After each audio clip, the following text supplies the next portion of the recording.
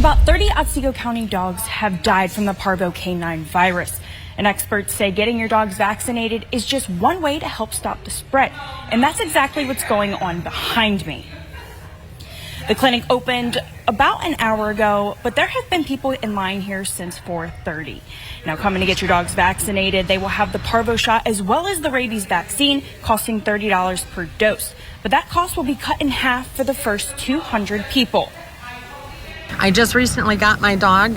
She's 5 months old, and I got her from my niece and nephew, and she told me that she wasn't up to date on all her shots, and I saw this opportunity and thought it'd be a great opportunity and not have to take her to the vet and be around all the other dogs with the parvo outbreak. Working on really hard to get an understanding of. A mysterious virus has killed dozens of dogs in Michigan. As of now, the illness has mostly impacted dogs in northern Michigan. But veterinarians statewide are definitely on alert. Governor Gretchen Whitmer tweeting about this virus this evening, actually saying this, that the Michigan Department of Agriculture is working with local animal shelters, area veterinarians, the MSU Diagnostic Laboratory, and other partners to learn more about a virus affecting Michigan dogs. Vets say this virus is similar to parvo and is sweeping through northern Michigan at an alarming rate.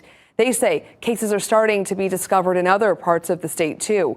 Our Mid-MichiganNow reporter Alexis Ware has been talking with the experts tonight about this. Alexis, what do you know about this virus and what should dog owners know? Well, Stephanie, as of now, it's canceling big events here in Mid-Michigan.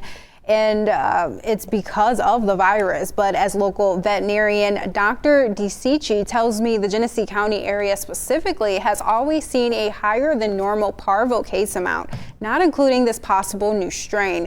Now, he says the parvo-like dog illness is still being looked at, but it is very similar to the virus itself.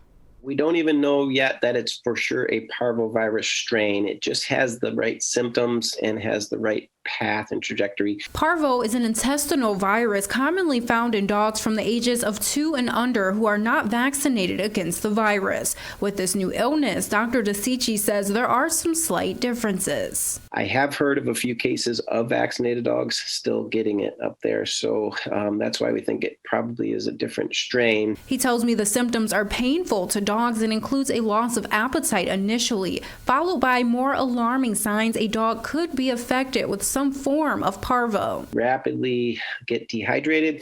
You rapidly lose a lot of fluid through very voluminous diarrhea.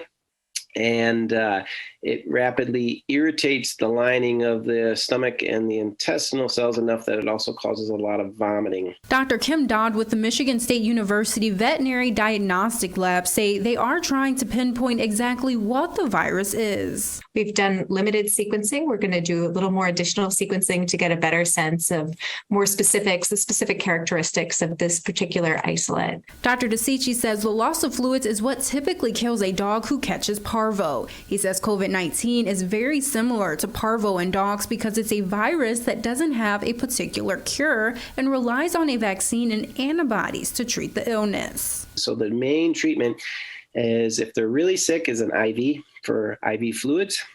You certainly also use anti-vomiting and antibiotic medication to help support the animal while it's developing that antibody response. This IV treatment can take anywhere from 3 to 5 days, according to Dr. DeCicci, and he says this virus can be picked up fairly easy. A lot of times it comes from a sick dog passing stool outdoors, and then another healthy dog coming up and sniffing, licking the ground or the area where that previously sick dog had defecated.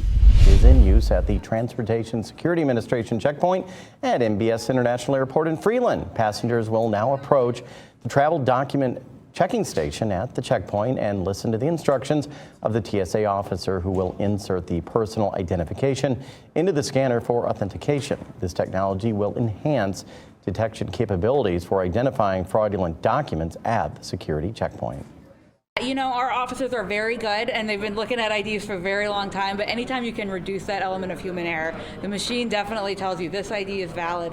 Sometimes maybe you're entering your plane reservation information and you mistype your birthday. This machine is going to pick that up.